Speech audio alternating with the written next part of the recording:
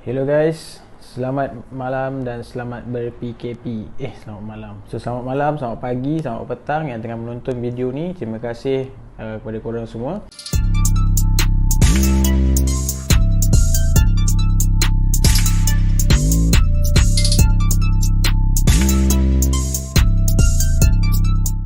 Nama aku Hafiz. Terima kasih yang dah like video-video aku, dah subscribe. So hari ni aku punya konten berkenaan dengan Photoshop. So aku ada lukis satu karakter, di mana karakter ni dia sebagai seorang yang survivor, di mana dia penyelamat kepada binatang-binatang yang pelik.